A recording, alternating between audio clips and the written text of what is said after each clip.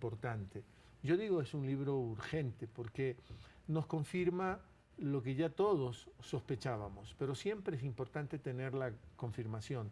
Dejamos de sospechar, ya trabajamos con estas tesis, ya no son solo especulaciones, son realidades. Ecuador en la mira es el más reciente libro de este periodista, investigador noruego. Eirik Bolt es su nombre y está acá en el Ecuador porque, como le decía, vino a presentar este libro sobre los Wikileaks, Ecuador en la mira. Y muchas cosas, son los cables de Wikileaks, Julian Assange, que sabíamos que existían y que ahora están aquí en este libro, ordenados por temas. Así que Eirik Bolt, le reitero, nuestro invitado. Eirik, gracias por estar en Palabra Suelta. Muchas gracias por la invitación, es un honor estar aquí. Noruego, ¿no? Correcto. Hablas tan bien el español que es difícil creer. Bueno, sí tienes los colores de europeo, quizá te falta ser incluso más rubio, ¿no? Sí, ¿verdad? Casi con el pelo blanco, ¿no? Sí, sí, sí. Pero por ese español que manejas, muy caribeño incluso, con un acento venezolano, es difícil creer que eres de origen noruego, que Noruega es tu patria. Si quieres le saco el pasaporte. Pero sí, soy noruego. Sí. Totalmente. Me contabas de Oslo. Correcto. Aunque naciste en un pueblo... Nací en el extremo norte, donde en invierno hay 24 horas de oscuridad. 24 horas. ¿Y viviste tu niñez y adolescencia ahí? Incluso sobreviví, que aquí estoy. ¿Cómo? Bueno, pero el ser humano es así, se acostumbra a todo, ¿no? Se adapta. Sí. Se adapta. Y ahora que estás en Quito, tú sabes que esta es la ciudad del sol perpendicular, ¿no? ¿Cómo te ha tratado el sol de Quito? Excelente. Me encanta el sol de Quito. Ajá. Sí, el fresco de noche también. ¿Y esta luminosidad no te hiere un poco a los ojos? No, si supera que no. La verdad es que me siento muy a gusto por el clima, por todo aquí en Quito, sí.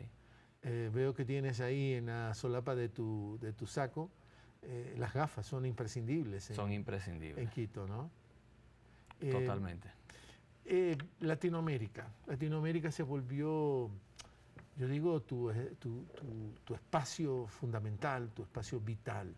¿Por qué Latinoamérica? ¿Qué pasó en tu vida? ¿Qué es lo que se movió para que tú, para bien, digo yo, desde mi perspectiva, te instales en América Latina? Bueno, estaba estudiando algo que se llama Geografía Humana, una carrera en la Universidad de Oslo, que tiene que ver con las ciencias sociales más que la geografía como tal. Y particularmente me enfocaba en los asuntos de relaciones norte-sur, el subdesarrollo, ese tipo de temática. Y llegó un momento que simplemente decidí que en algún momento tengo que vivir lo que es el sur, porque no se puede entender, con todas las estadísticas del mundo, no vas a entender el sur totalmente a punta de letras en un libro, estando en el norte. Entonces decidí, bueno, tengo que ir al sur y aprovechar para aprender un idioma. Y justamente cuando estaba en esa época de pensar hacia dónde voy, si iba al asiático del sur, a la India, Indonesia, África subsahariana o América Latina, ocurre algo muy interesante en un país que yo apenas conocía, que era Venezuela, un golpe militar donde fue sacado del poder al presidente Hugo Chávez. 2 días nomás lo sacaron. 2 días, 48 horas. Pero en el transcurso de esas 48 horas, decidí que, o sea, la historia era tan llamativa de unos militares que sacan del Palacio Presidencial al presidente, los reportes que llegaban a Noruega eran muy contradictorios. Algunos decían que eso era una victoria para la democracia, otros decían que esto era una vuelta a las dictaduras de los años 70. Y el presidente estaba preso y ahí decidí, bueno, tengo que ir para ver con mis propios ojos qué es lo que está pasando en ese país tan lejano, que antes de eso solamente conocía por tener los mejores resultados en las competencias de belleza, siempre ganaban ahí, las Misses. Y el peor equipo de fútbol de América del Sur. Por eso conocía yo a Venezuela, pero después, bueno, conocí al país y me instalé a ver todo lo que es América Latina. Las Misses, las telenovelas venezolanas también eran muy famosas acá en América Latina. Sí, sí, sí. Y era un país riquísimo en petróleo. Correcto. Que por eso mismo lo importaba todo. Sí. y que también eso creaba muchas dificultades, ¿no? Claro, y con una, digamos, una desigualdad social brutal, casi grotesca. ¿Y qué arreglos tuviste que hacer ahí en tu Noruega natal para tomar este camino? El arreglo que hice fue, bueno, dejar la universidad por un tiempo y para la molestia de mucha gente a mi alrededor. ¿Tu Algunos familia? bueno, algo, que sabían de la inseguridad que había en el país y tal, y entonces se Papá y preocuparon. mamá estaban... Sí, Ajá. sí. Pero nada, me fui simplemente por unos meses y para hacer un curso de español y tal, y a raíz de eso, y me El curso de quedé. español lo hiciste en Caracas ya, ¿no? Sí, que fue de un mes o algo así. ¿Ah, sí? Sí, 3 horas al día, algo así.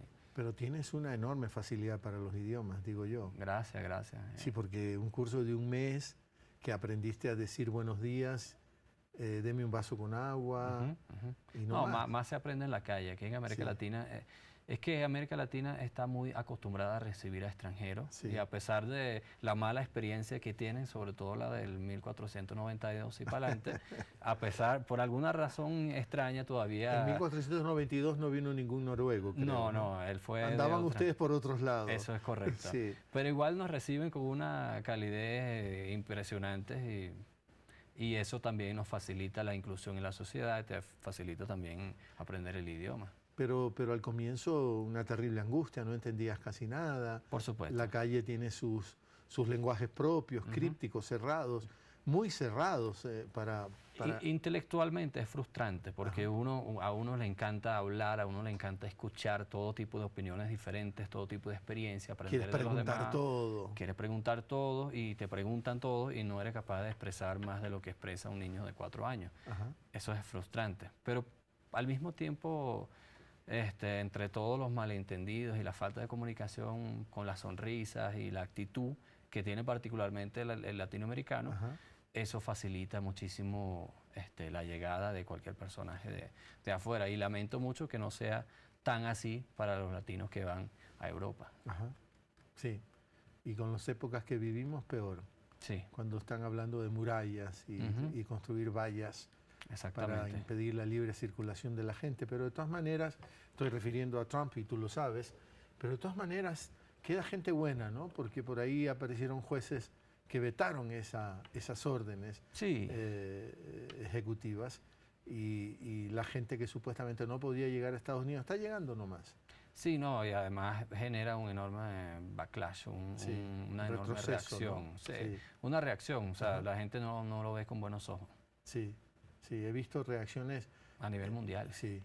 Y dentro de Estados Unidos, el mundo de la farándula, Hollywood, reaccionando contra, no todos, pero la mayoría, creo, reaccionando contra el señor Trump.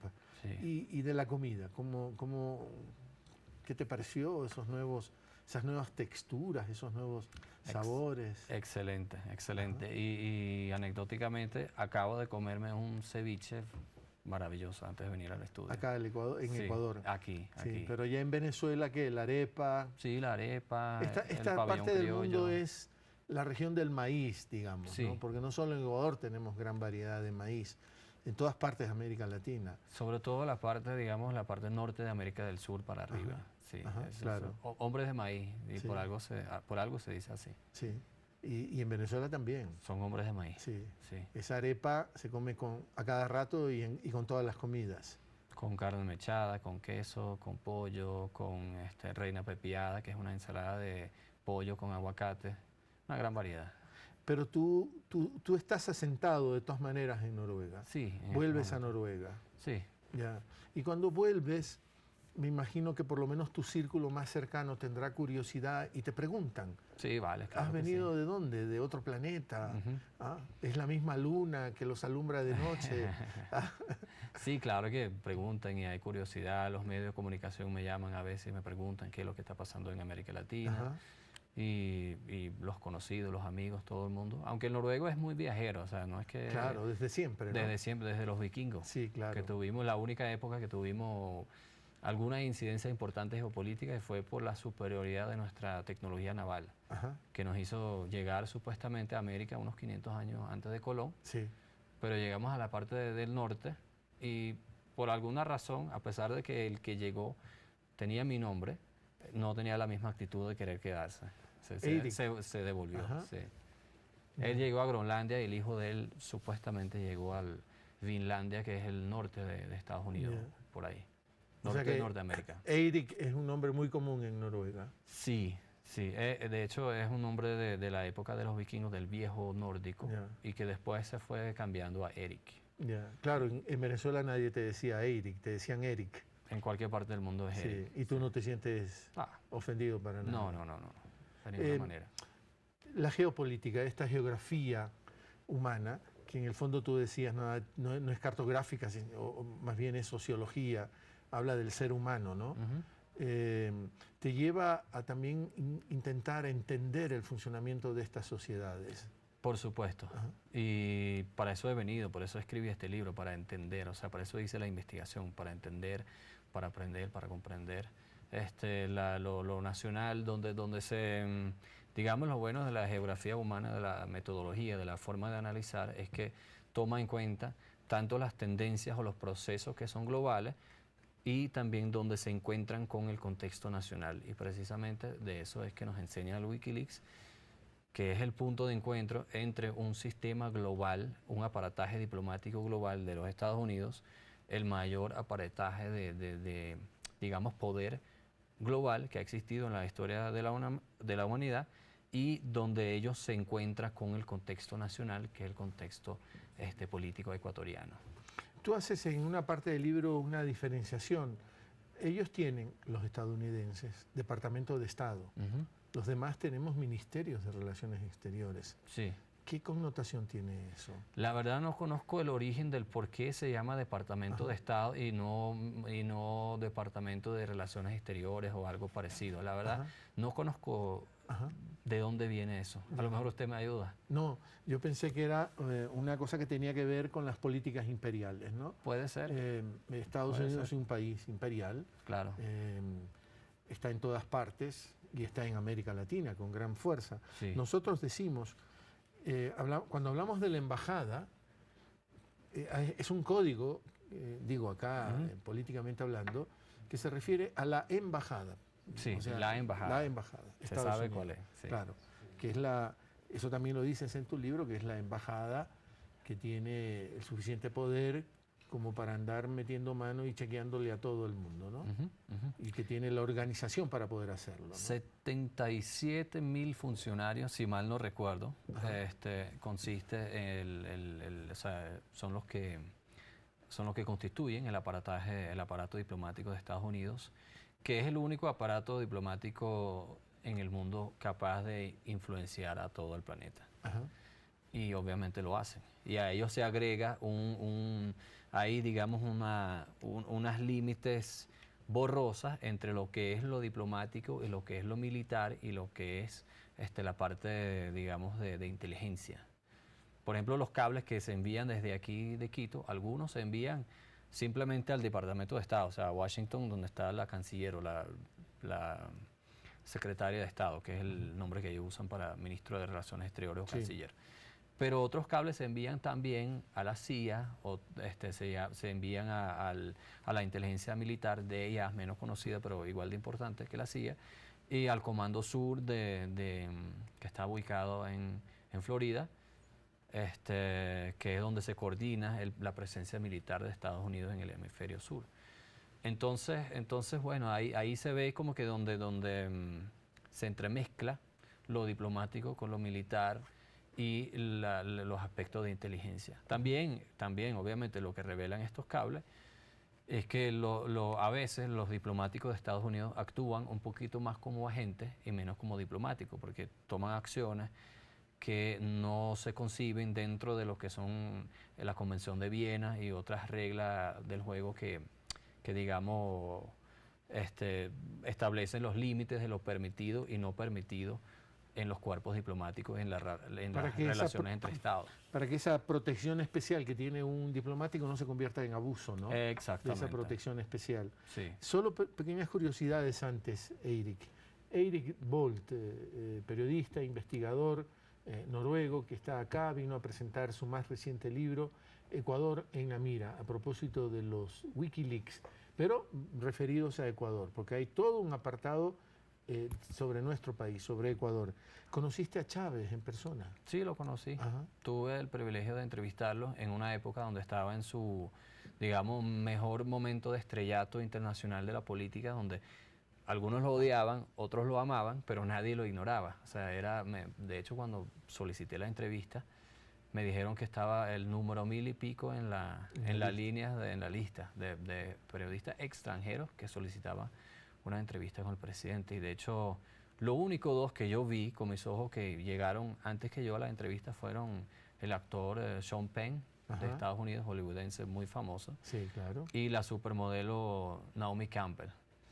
Y me acuerdo que lo que en mi mente pensaba cómo carrizo voy yo a competir con esos personajes, que soy un noruego, un nadie en este país, pero por alguna magia llegué a tener esa oportunidad de hacer una entrevista de 1 hora y media con el presidente. Después también entrevisté al candidato opositor, Enrique Capriles, pero tuve realmente un privilegio que pocos tuvieron, que fue una entrevista, una conversación de 1 hora y media con el presidente Chávez, y casualmente acaba de ser publicado mi libro sobre el presidente Chávez en inglés, que lo escribí en noruego. Fue publicado en el 2013 y hace 2 meses fue publicado en inglés. Así que al final de la entrevista tú le tuviste que dar un autógrafo a Naomi Campbell.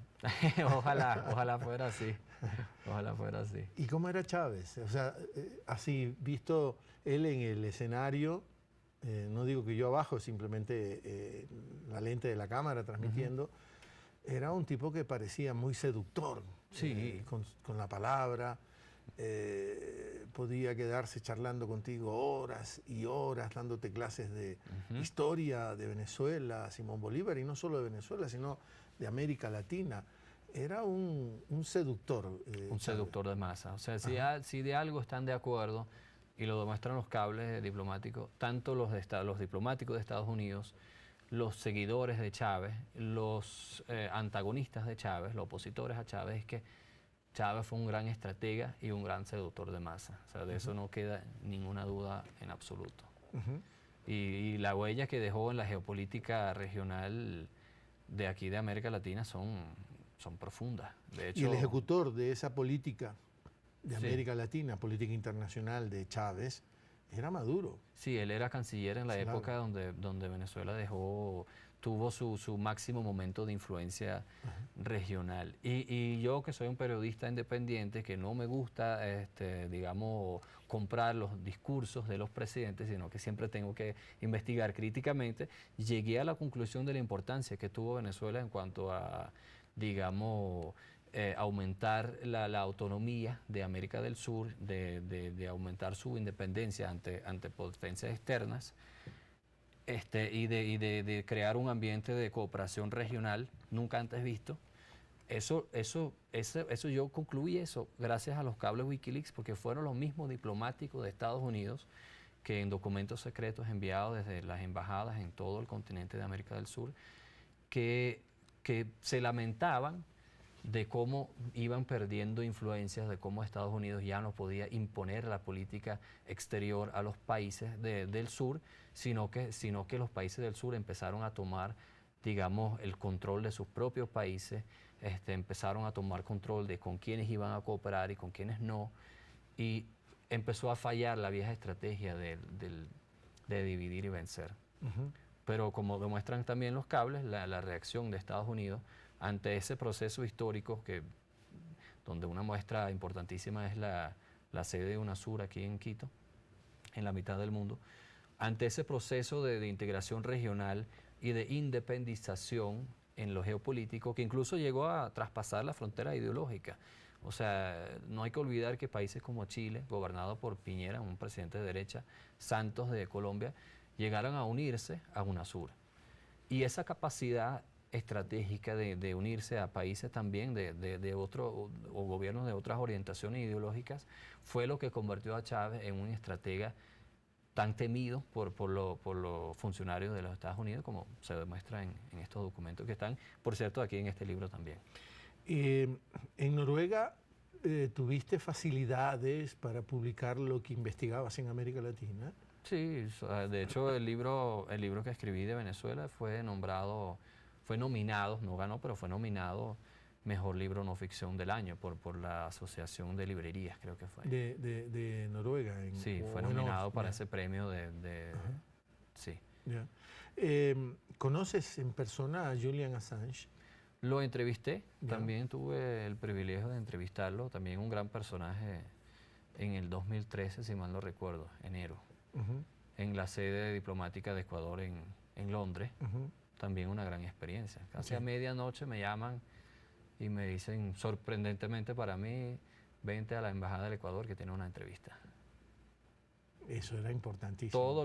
Lo mismo con Chávez, todos los medios de comunicación noruegos de gran tamaño estaban detrás de una entrevista con esos dos personajes. Y ninguno había llegado. Y por alguna razón llegué a tener esa suerte. ¿Qué tiene Bolt que lo consigue, que no tenemos nosotros? Suerte. Decían tus colegas noruegos. Sí. Julian Assange hizo una suerte como de desafío, ¿no?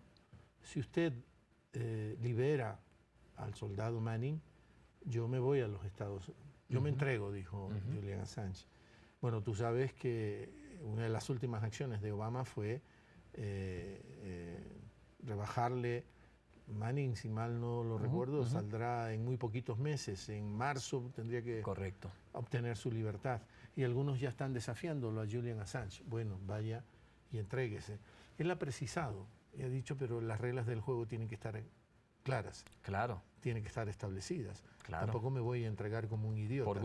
Por gusto. No, él lo dijo como una oferta que si su entrega a Estados Unidos era un requisito para liberar a Manning, que se entregaba. Ahora rebajaron la sentencia de Manning sin exigir nada particular a Sánchez. Obviamente no se va a entregar por gusto a un país que practica la tortura, que tiene hoy día un gobierno que dice abiertamente que están a favor de la tortura. Sí, Trump lo ha dicho, esa simulación, meter al torturado en agua, simular ahogamiento. Él dice, eso funciona, así que lo vamos a seguir practicando. Trump lo ha dicho y Obama, cuyo discurso era todo lo contrario, pero él lo practicaba, en su gobierno se practicaba, y igualmente en el gobierno de Bush. Y siguen teniendo la base de donde torturan o maltratan a la gente en Guantánamo, entonces obviamente no se va a entregar por gusto. Ahora, el grupo de los que hacen la fundación Wikileaks sigue trabajando, eso no ha parado. Sigue trabajando y si bien es muy importante que este libro no tiene ninguna parcialidad política en el ámbito ecuatoriano, no está escrito con ese propósito ni tiene una inclinación de esa índole, pero sí tengo que agradecer al Ecuador y al presidente el hecho de que cuando Europa falla, cuando el Occidente falla en la protección de los disidentes, que los disidentes nos dan las verdades que nos incomodan, las verdades de crímenes de guerra, las verdades de tortura, las verdades de corrupción, las verdades de intromisión ilegal en otros países. Cuando por contar esas verdades incómodas somos nosotros, los gobiernos occidentales, que perseguimos a los disidentes, la importancia de que un país de tamaño modesto como el Ecuador asuma ese papel de protector de nuestro derecho a la información, que es el derecho a la información que tenemos la población mundial entera, no solamente los periodistas, todo el mundo tenemos ese derecho. Y quien lo protegió fue Ecuador, un país pequeño, sujeto a las presiones inmensas de los Estados Unidos, y sin embargo no se ha cedido y se sigue protegiendo al Ecuador, mientras los países que nos vanagloriamos de ser protectores de derechos humanos, más bien Noruega no ofrece ninguna protección a esa gente. Suecia los persigue. Tú dijiste eso, ¿no? Que es una paradoja del mundo actual, ¿no? Que desvela este cambio de época, ¿no? Del que también en Ecuador se ha hablado. Suecia recibía, está muy cerca de tu país, forma parte de la misma península. Sí. Suecia, y yo lo recuerdo perfectamente bien, cuando Suecia recibía, por ejemplo, en el golpe militar de Pinochet, muchos chilenos encontraron en Suecia el refugio para salvar sus vidas.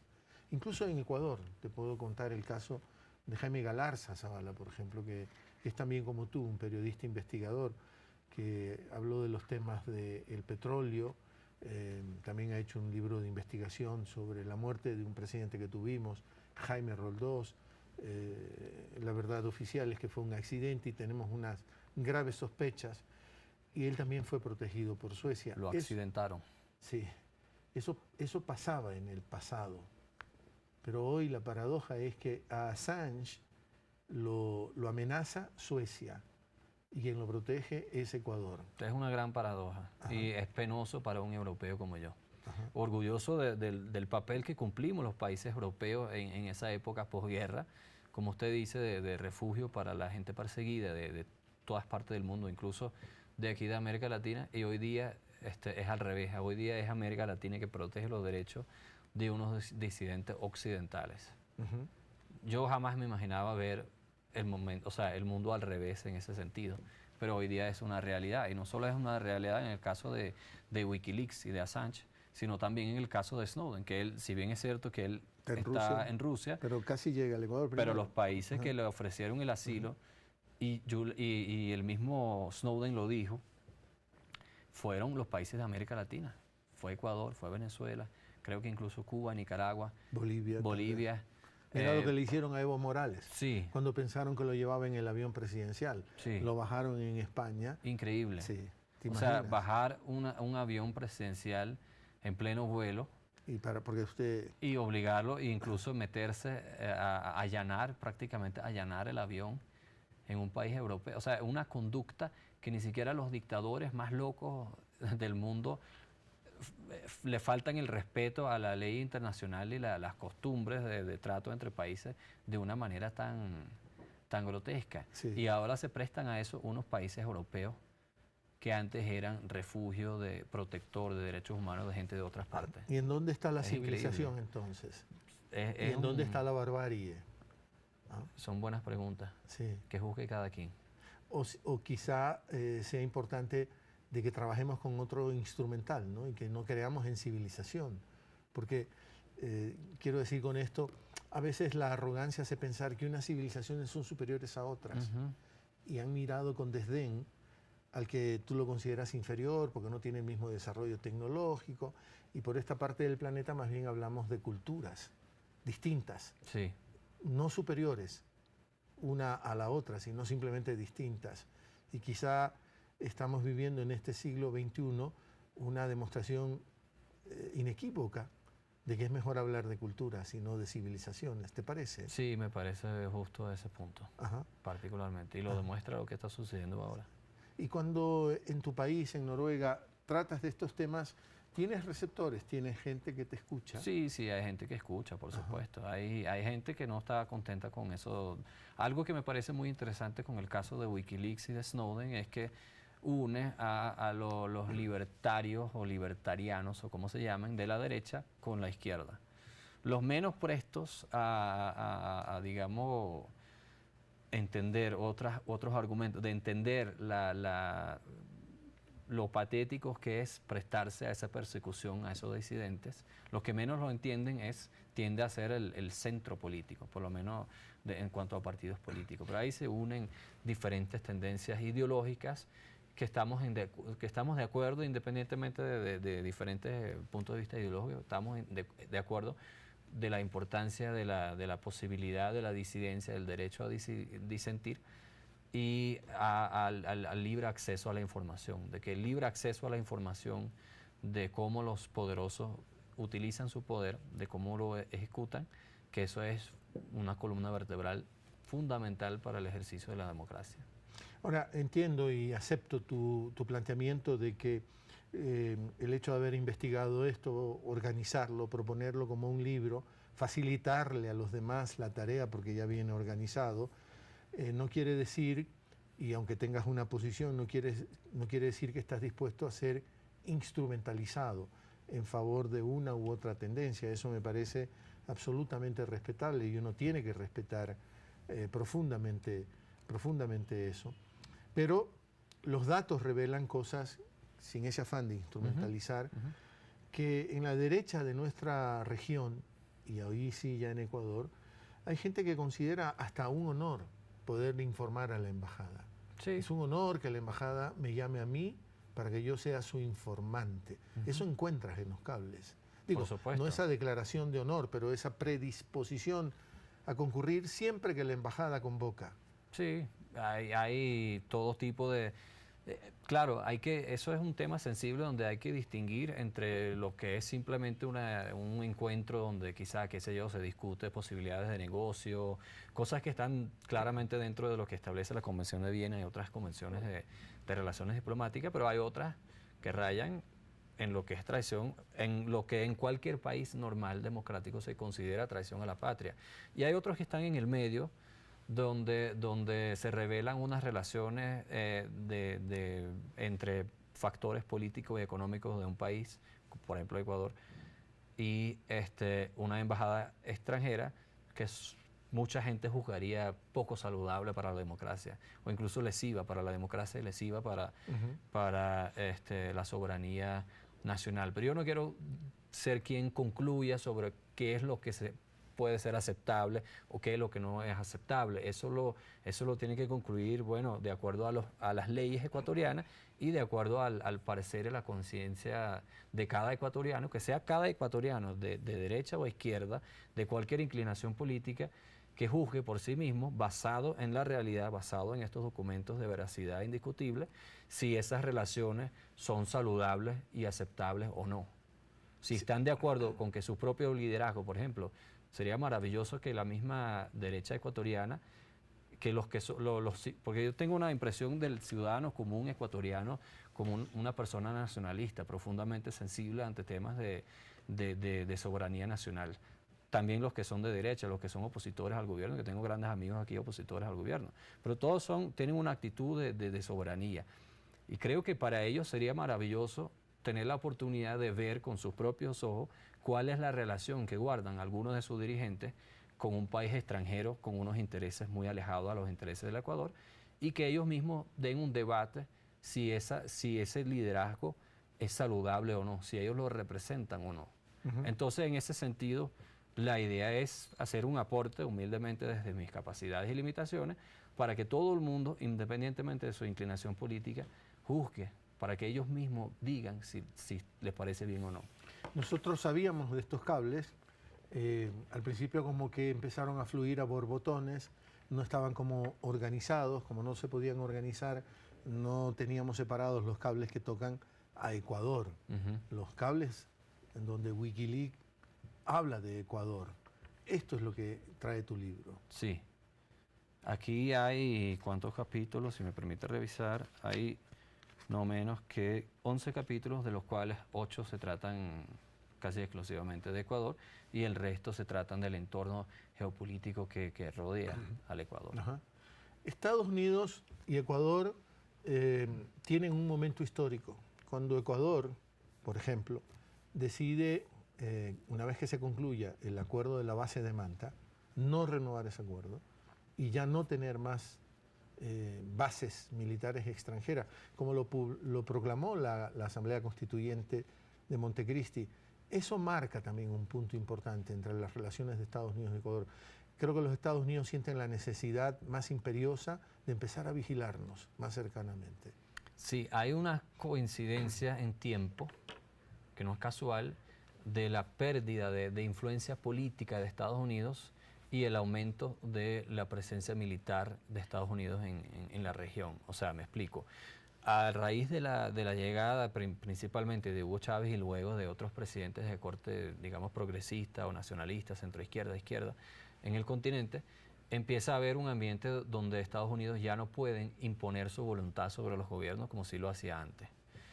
Entonces se le hacía cada vez más difícil convencer con su mera palabra a los gobernantes latinoamericanos de que tenían que hacer lo que le parecía a los Estados Unidos. Entonces, con esa pérdida de influencia política, como que lo revelan los cables, la estrategia es, entre otras, tratar de aumentar la presencia militar, tratar de aumentar el control militar sobre la región. Como una respuesta de la pérdida de influencia política, apostemos al control militar. Entonces le venía muy, muy mal que le quiten una base. Que Ecuador, en vez de aumentar la presencia de Estados Unidos haga todo lo contrario y quite una base militar de Estados Unidos en el país. Ajá. Eso fue uno de los dramas más importantes que uno lee los cables, lo que más provocaba la angustia de los diplomáticos de Estados Unidos en el país. Y en general la relación militar, o sea, no fue solamente en el Ecuador. ¿Por qué? Porque es que aquí en América del Sur hay una larga tradición de golpe de Estado, una larga tradición de que las cúpulas militares estén o sea, actúen según órdenes desde el norte, desde Washington. Y esa decisión entonces que tomamos sobre la base de Manta nos pone más en la mira de los Estados Unidos. Por supuesto, por supuesto. Eso y también el hecho de que Correa como economista, según su criterio, los mandamientos de las instituciones financieras en Washington, del Banco Mundial, del Fondo Monetario Internacional, él no estaba muy presto a seguir esos mandamientos aquí en el Ecuador por los resultados desastrosos que dio en el pasado aquí en muchas regiones del mundo. Muchas. Eso también fue una razón una causa de gran preocupación. Y además de eso, otro interés que movió, que seguramente sigue moviendo a los Estados Unidos, es el deseo de controlar la industria, o por lo menos sacar máxima ganancia de la industria, de los recursos petroleros ecuatorianos. O sea, no olvidemos que América del Sur es probablemente la región del mundo de mayor concentración de riquezas naturales. Y eso obviamente forma parte importantísima de lo que es el juego geopolítico en esta región entre el sur y el norte. Aunque tu país también es muy rico en recursos naturales, ¿no? Correcto. Tienes ahí muchísimo petróleo también. Ustedes explotan con las torres porque lo tienen que hacer en el mar también. Quizás sea un poco más costoso, pero tienen muchos recursos naturales. Cuando tú ves que un político ecuatoriano está siempre presto a informar a la embajada, ¿qué opinión te tomas de ese político? No estoy poniendo ningún nombre para que no sea una manipulación, ¿no? Depende de qué tipo de conversaciones se trata, porque obviamente... Pero si tú estás sistemáticamente asistiendo a la embajada te califica de informante confiable. Sí, de contacto confiable. De contacto confiable. No es que te está invitando a que juegues naipe, ¿no? Claro. A pasar una tarde tomándote un tecito y jugando cartas. Claro. Y tampoco estás hablando de cosas netamente de negocio o de intercambio cultural, sino que estás hablando de cómo influenciar para presionar, obligar al gobierno a retroceder en sus políticas democráticamente decididas, o estás, digamos, compartiendo estrategias de cómo derrocar o cualquier cosa. O sea, es obvio que la gente saque sus propias conclusiones, ¿no? Pero eso no se concibe, no se considera legítimo, en mi país no se considera legítimo eso. O sea, jamás en la vida eso sería aceptable. Y un político que, por ejemplo, digamos que yo no tengo nada en contra de Rusia, pero en un momento donde las relaciones entre Noruega y Rusia no están muy favorables, si un político noruego estuviera conspirando con los rusos, no quiero decir que los rusos estén conspirando contra el gobierno noruego, pero en el supuesto negado, en el supuesto hipotético, de cómo debilitar o influenciar o manipular al gobierno noruego, es, claro, jamás puede aspirar a tener ningún cargo. Puede aspirar a tener un cargo en la cárcel, pero a tener un cargo de elección popular, a tener poder en el país, obviamente que no. O sea, automáticamente lo descalificaría. Claro, claro. Pero sin embargo, muchos políticos concurren a la embajada y son fuentes confiables para la embajada. Siempre depende del propósito, porque hay, o sea, el que tú como ecuatorianos vayas a la embajada y te preguntan quién va a ganar las próximas elecciones, y tú dices, mira, según mi criterio, va a ganar fulano o sutano. Eso no lo veo necesariamente mal, aunque Estados Unidos va a utilizar esa información para su beneficio. Pero igual, un intercambio de información a veces parece odioso, pero igualito lo considero, en una realidad donde tantos países están en guerra, es legítimo. Pero depende de qué tipo de información les dan, qué es lo que revelan esas conversaciones. Y revelan muchas cosas que obviamente no están... Muchas de las conversaciones que tú logras desclasificar por el estudio que haces de los cables, desvelan también que hay un afán hay una suerte de contubernio con la embajada para Sí. ver qué podemos hacer, Sí, cómo debilitamos el proyecto económico, sí, qué acciones podemos seguir. sí. Y ahí hay un afán conspirativo. Hay, por ejemplo, un cable donde la misma embajadora de Estados Unidos dice que muchos de nuestros contactos, y lo dice precisamente en una época donde se efectúa una serie de reuniones con la clase, con, digamos, dirigentes empresariales y dirigentes de derecha de aquí del país, y la embajada dice, bueno, cito casi textualmente, fiel a una tradición de siempre ver al norte, nos piden a nosotros que asumamos las cargas pesadas en la lucha contra Correa. O sea, en otras palabras, mucha gente de la derecha de este país, mucha gente de la élite empresarial de este país, le piden a Estados Unidos que intervenga a derrotar al gobierno democráticamente electo del país. Ujú. Eso lo dice la misma embajadora. Entonces, que sean ustedes quienes juzguen si eso es aceptable o no. Y Que dicen las leyes, que Sí. dice la conciencia de cada uno. Ujú. Pero podríamos también decir que quizá, porque hay que también trabajar con los matices, ¿no? Son Ujú. bien importantes, tú lo sabes, Sí. en investigación todavía más, que no siempre encuentran una predisposición positiva en embajada. No. Ujú. Y eso es llamativo. O sea, ella, la embajadora, dijo, no, ustedes tienen que unirse, la élite financiera y la oposición, tienen que unirse, tienen que hacer un plan bien concebido para enfrentar a Correa, y allí es donde nosotros vamos a ayudar. O sea, como dice en la Biblia, ayúdate que yo te ayudaré. Ajá. Esa es más o menos la actitud de la embajada, y eso refleja un deseo Sí, que es absoluto y que es, digamos, sistemático de la embajada de Estados Unidos, de querer dejar las huellas mínimas, o sea, la Sí. discreción máxima. Siempre tratar de utilizar actores internos en cada país para no quedar mal, para que no sea, la, para que no sea, la trazabilidad sea sí, mínima, ¿no? exactamente. Pero también desvela lo que yo podría interpretar como un desprecio de la embajada, ¿no? Por el nivel de ciertos políticos de la oposición, ¿no? Da vergüenza tener que conversar con ellos. Sí, aquí, si me permite una cita textual Ajá. que me parece muy importante. Es una cita que se hace después de una serie de reuniones, como le dije, en 2007, una serie de reuniones entre la embajada y factores de la élite empresarial de diferentes regiones del país y de la derecha. Dice la embajadora, los líderes tradicionales de la comunidad empresarial de Ecuador están profundamente preocupados por la posible dirección de las políticas económicas.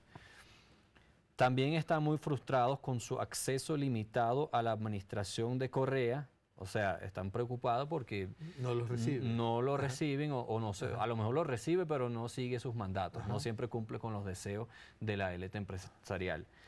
Si continúo citando, y estar bloqueados de ejercer las políticas de siempre, guiando la elaboración de las políticas, muchas veces para avanzar intereses particulares más que nacionales. Ajá. O sea, ahí la embajadora dice claramente que antes de Correa, los gobiernos se dejaban tutear, se dejaban mandar por la élite empresarial. Y mandar en beneficio personal y no nacional. No en beneficio particular de la élite, de los que más tenían de Sí. antes, los multimillonarios, y no en beneficio de los intereses nacionales y de las clases humildes y las clases medias. Entonces, dice aquí, pero ¿qué son las políticas de siempre? Esto es en el 2007. Hay otro cable de antes donde la misma embajadora habla un poquito de qué es lo que son las políticas de siempre. Estamos hablando de Linda Juul. Linda Juul, correctamente. ¿Qué es lo que, según Linda Juul, la embajadora de Estados Unidos, es la política de siempre a la cual quiere regresar la oposición anticorreísta y la élite financiera? Bueno, la política de siempre del Ecuador es lo siguiente, y cito textualmente a la embajadora. Ecuador es uno de los países más inestables, antidemocráticos y corruptos de América Latina. Tiene un sistema político y económico basado en una competencia entre élites atrincheradas por contratos y privilegios económicos proporcionados por el Estado. Tal vez más importante, Ecuador parece tambalearse siempre al borde de convertirse en un Estado fallido. O sea, el país, ellos querían, según la embajada, la oposición anticorreísta y sobre todo la élite empresarial quiere regresar a la situación donde ellos manejaban al gobierno y donde Ecuador era el país, uno de los países más antidemocráticos y corruptos de toda América Latina, con los problemas de corrupción que hay en este continente. O sea, hay que ser bien corrupto para ganar esa competencia. Y esto es lo que teníamos. Eso, y lo dice la embajadora. Eso es según a la ese embajada. mundo quieren volver. Según la embajada. Sí. Según la embajada, los opositores o la élite empresarial y los opositores que se reunían con la embajada de Estados Unidos para discutir planes de cómo debilitar o derrotar a Correa, querían volver a esa situación. Nuestro invitado, Eric Boldt, ha leído la página 33 de este libro, Ecuador en la mira, las revelaciones de Wikileaks y la conspiración en el gobierno de Rafael Correa. Libro que está a disposición, la verdad es que no sé cómo puede, es decir, si ahorita estás suscitando el interés de ver el libro porque quiero ver lo que está diciendo este noruego, investigador, periodista, ¿dónde lo consigue el libro? Según mis fuentes, o sea, según me dicen los del Telégrafo, que es la editorial que lo publica, sale en venta en cualquier momento. Ya. Habría que indagar directamente con ellos, preguntar. Sí. O sea que nosotros mismos tendríamos que darle el dato a la audiencia, porque nosotros somos parte también ahora del diario El Telégrafo. Quizá la producción en el transcurso de este mismo programa tenga a bien ponernos ahí un dato de dónde conseguir este libro de nuestro invitado, el periodista, investigador Eirik Boldt de Noruega. Ahora, tengo entendido que va a salir en gran parte del territorio nacional a un precio bien accesible. Ya. Y que va a ser en cualquier momento, pero todavía no está en venta. O sea, que me hace pensar que tu actitud es generosa. Tú no peleaste derechos de autor, nada. Has regalado tu trabajo. No, tampoco lo regalé, pero sí no tengo derecho a las regalías. No te van a liquidar de acuerdo a las ventas. No. Porque puede convertirse en un éxito de ventas y a ti te da lo mismo desde el punto de vista económico. Sí. Lo importante es hacer un aporte. Ya. Pasemos a otro tema, si me lo permites, Eirik. A ver, puedo preguntar desde la ignorancia, que creo que es legítimo también en el periodismo preguntar desde la ignorancia. Los periodistas... Es loable. Sí, es loable, no es que son sabiondos, ¿no? Hay que reconocer humildemente que yo no sé del tema. Y entonces, tú como investigador, ¿por qué das como válidas todas las filtraciones de Wikileaks? ¿Por qué se te convierten a ti en indiscutibles? ¿Qué garantiza esa veracidad de las fuentes o de las cosas que filtra, leaks, filtración, de las cosas que filtra este grupo de gente que conforman, guiados por Julian Assange, es la cabeza más visible, esta corporación o esta fundación? ¿Por qué es tan creíble lo que dice Wikileaks? Bueno, lo cierto es que Wikileaks todavía, como plataforma para filtraciones, que no generan las filtraciones, sino que proporcionan anonimato para los que quieren filtrar anónimamente, y también han construido su reputación de totalmente creíble. Nunca se le ha descubierto una filtración falsa, o sea, una publicación que no corresponde con cómo se presenta, jamás. Y además de eso, y esa es la gran fortaleza que tiene Wikileaks, además de eso, el presunto filtrador de todos estos documentos, por lo menos de los primeros documentos que publicó Wikileaks, que llegó a tener una gran audiencia internacional, es el soldado Chelsea Manning, que fue condenada a 35 años de prisión, y en Estados Unidos no te van a condenar a 35 años de prisión si tú publicas una información falsa, sino que esa condena era porque se publica, o sea, es una confirmación absoluta de la autenticidad, porque ellos dicen, tú filtraste documentos del Estado y eso es ilegal, por eso vas preso. Así de sencillo. O sea, la condena de los Estados Unidos a Manning es una confirmación total y la absoluta. Misma actitud frente a Julian Assange, que le quieren ponerle el guante a como del lugar. La persecución a Snowden, a Edward Snowden, desvela, confirma la veracidad de lo que ellos hicieron, ¿no? Claro. O sea, un loco que suelta unas mentiritas por ahí y dice que estos son documentos del Estado. Primero, los medios de comunicación no le va a hacer caso, no le van a publicar sus documentos, el Estado no lo va a perseguir, simplemente va a ser ignorado. Ahora, un tema más bien periodístico, Eric, y eres periodista también. Cuando Julian Assange empieza a filtrar sus filtraciones, las filtraciones que recibe, son 5 grandes periódicos paradigmáticos en este planeta, ya lo decíamos el otro día, New York Times, Der Spiegel, Le Monde, El País y The Guardian, reciben lo de Julian Assange y le dicen al mundo tenemos estas filtraciones y empiezan a publicar. Pero luego nos queda la sensación de que conforme avanzan las filtraciones y van tocando otros temas que ponen en cuestión ya ese mundo al que ellos responden o protegen, lo abandonan a Julian Assange. Ahí hay un juego de doble moral de estos, desde mi perspectiva por lo menos, de estos grandes periódicos que son, yo no puedo decir que son malos periódicos, algunos de ellos son muy respetables, pero hacen un juego doble frente al tema de los Wikileaks. La relación entre Wikileaks y esos grandes medios de comunicación es muy interesante, es digno de un estudio en sí solo, de un libro debería de ser.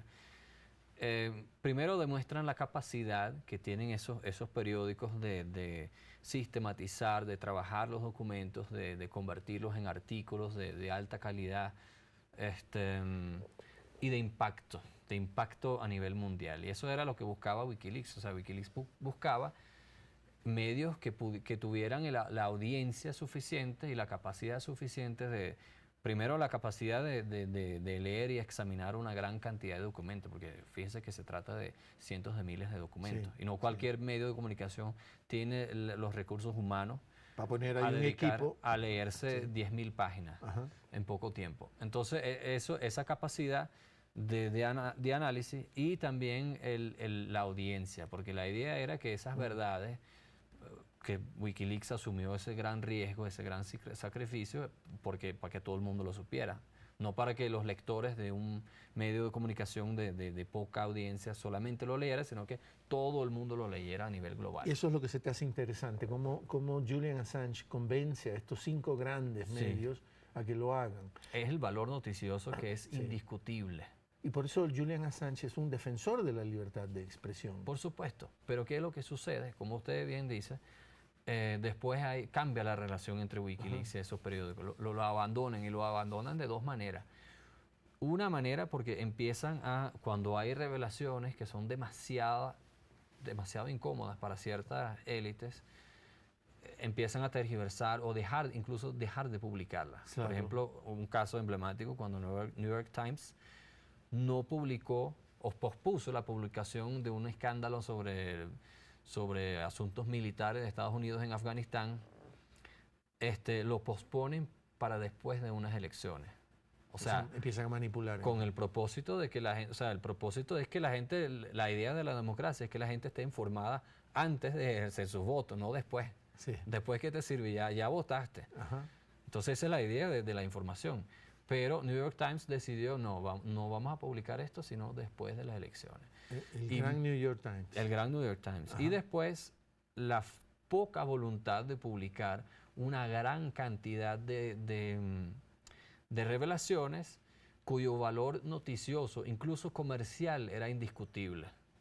No es que fueron temas para unos nerds de la geopolítica, sino cosas de gran importancia, pero cosas que cuando tú lo pones en la portada vende periódico, cosas que te ayuda a ganar dinero. Entonces, cuando tú no publicas eso, a pesar de ese gran valor noticioso, uno empieza a pensar que aquí hay intereses políticos por el medio, o intereses de poder.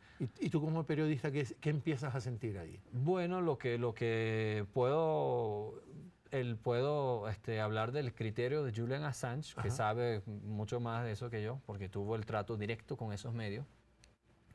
Él dijo que es que en un momento los medios más de gran influencia empiezan a relacionarse de otra manera con el poder político. Y hoy día, como es el caso aquí en el Ecuador, revela un documento de la embajada de aquí, los medios están empezando a jugar un papel político demasiado importante, están incluso sustituyendo a los partidos políticos. Y entonces en Estados Unidos, como hay una cierta cercanía entre los medios de comunicación y el poder político, a raíz de eso empezaron digamos, prácticamente censurar. A calcular. A calcular que nos conviene o no nos conviene publicar esto. Y además de la falta de voluntad de publicar una serie de revelaciones de valor noticioso indiscutible, incuestionable, incluso comercial, no lo publican y además de eso empiezan a, digamos, malponer la figura de Assange de una manera deshonesta, de una manera, o sea, de una manera que no tiene justificación periodística, porque, por ejemplo, ¿cuál es el valor noticioso de que supuestamente, según un enemigo de Julian Assange, él no baja el agua en el baño? O sea, como para ponerlo como una persona asquerosa. Tú publicas eso, pero no publicaste una revelación sobre unas violaciones a los derechos humanos en Afganistán de tu propio gobierno.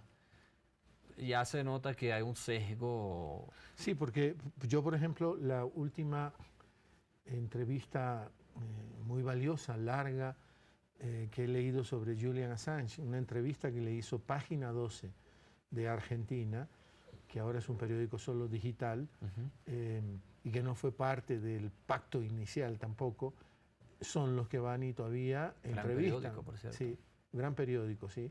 Y son los que van a buscar a Julian Assange, sí, para escucharlo, para que él tenga derecho también a reflexionar sobre su verdad, ¿no?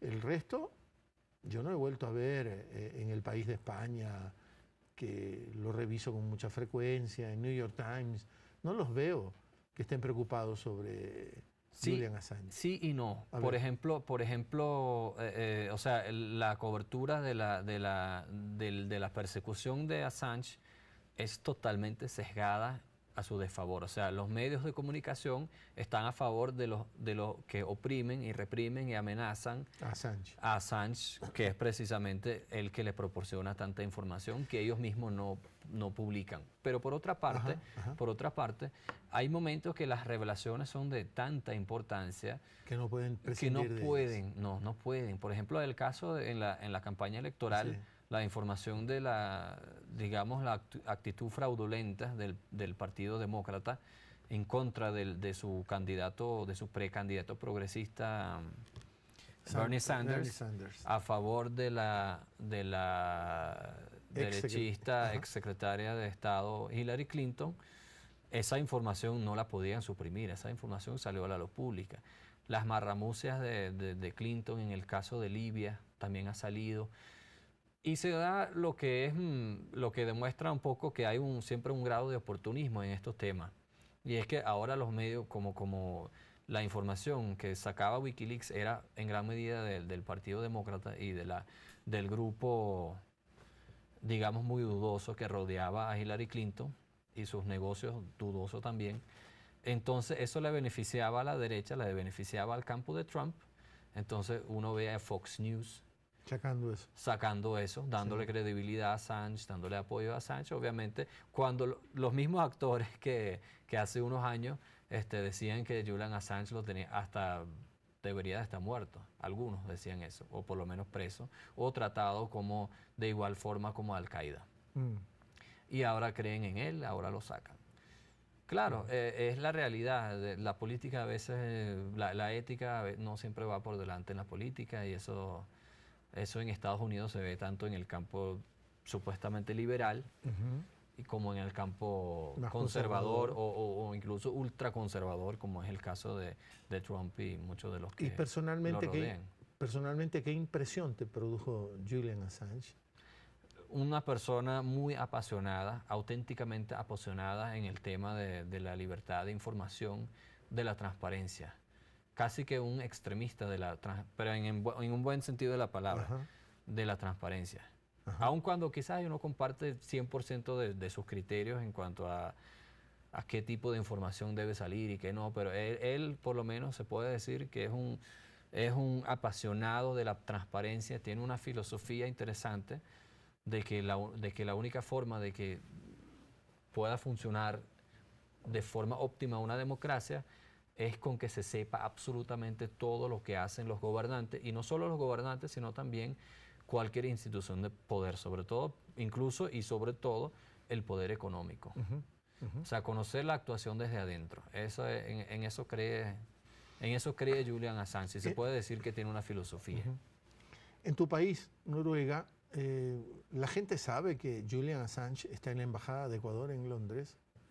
Sí se sabe, pero tristemente, por ejemplo, el periódico que es tercero en el rating noruego, ¿Cómo se llama ese periódico? Dagbladet. Simplemente el diario, algo así, traducido. Uno de los comentaristas de ahí de más prestigio habló de Assange como un bandido. Lo llamó un bandido por el simple hecho de que supongo que las revelaciones que él hizo no agradó a la prensa noruega, que es muy sesgada a favor de Hillary Clinton. Entonces, de repente, él era de ser un héroe de las transparencias, se convirtió en un bandido simplemente porque ahora se tocó a un político que era del agrado de la élite mediática de mi país. Es triste eso, ¿no? Es decir, te vas quedando solo. Pero no estás solo, No, yo lo sé que no estás solo. Digo, cuando molestas a unos y a otros, quiere decir que quizás estás haciendo bien tu trabajo, ¿no? Exactamente, exactamente. Y yo también comparto ese criterio de que mayor transparencia siempre es algo que es desagradable para los poderosos, pero siempre los empuja a ser mejores. Sí, sí. ¿Los medios públicos en tu país son poderosos? ¿Son importantes, quiero decir? Sí, son importantes. Tenemos medios públicos muy importantes. Y de larga data, nacieron hace muchos años. De larga data. Y si bien yo tengo unas críticas muy fuertes a cómo cubren los temas geopolíticos, que es muy sesgado a favor de los puntos de vista de la OTAN, del resto son medios de gran calidad. Aparte de eso, aparte de ese aspecto negativo, me parece que los medios nórdicos, en general, los medios públicos nórdicos son muy buenos. ¿Y cómo te llevas con las redes? Con las redes la utilizo o me utilizan, pero no soy por ejemplo, el Twitter, no estoy muy metido. Tengo unas cuentas de hace muchos años y casi nunca, no la muevo mucho, pero cuando un presidente de la República menciona mi libro, como efectivamente lo hizo el presidente Correa esta mañana, eso da un estímulo a que es hora de ponerse las pilas en las redes sociales también. Tengo entendido que el libro ha despertado gran interés en las redes sociales aquí en el Ecuador. Sí, yo espero también con toda sinceridad que suscite, que despertemos ese interés y que la gente busque este libro, Ecuador en la mira, el más reciente trabajo periodístico y de investigación de nuestro invitado en esta entrega de Palabra Suelta, el periodista investigador noruego Eirik Bolt. ¿Cuántos idiomas hablas, Eirik? Hablo noruego, que es mi lengua materna, el inglés, el español, que son los 3 idiomas que uso como periodista y escritor. Y aparte de eso hablo un portugués aceptable, y me defiendo, y en alemán también. Y si fuera más tramposo diría sueco y danés también, pero eso sería tramposo porque se parece mucho al noruego. Pero te sirve para comunicarte con tus vecinos de la península. Sí, con los países vecinos, claro. Pero es que cualquier noruego más o menos entiende lo que están diciendo los suecos. Sí, y viceversa. Los suecos no se pueden hacer los suecos contigo. No, exactamente. Esa es una cosa extraña, la expresión, hacerse el sueco. Sí, la habrás oído en Venezuela también. Sí, hacerse también. el sueco, y siempre la entendiste, la procesaste. Sí. Porque al nivel que manejas tú el español es ya también un conocimiento ideológico del idioma, ¿no? No solo has acumulado palabras y palabras, sino que ya hay un conocimiento ideológico más profundo, ¿no? Todas esas sutilezas con las que se quiere definir a través del idioma, ¿no? Agradecerte, Eirik, por todo el tiempo que le has dedicado a esta entrega de Palabra Suelta. El placer fue mío, espero volver. Pronto. Sí. De aquí a Suecia, a Noruega. Sí. Y ahorita estás en pleno invierno. Allá pleno invierno, sí. A la oscuridad. Me contaron que nevó un montón el otro día. Ya. Sí. Bueno, estarás listo. Sí. Preparado. Gracias. Con un poquito de calor latinoamericano sobrevivo el resto. Gracias, te reitero ese agradecimiento, Eirik. Muchas gracias, un placer. Eirik Bolt, periodista noruego, le reitero a usted también, como siempre, mi agradecimiento. Pásela bien.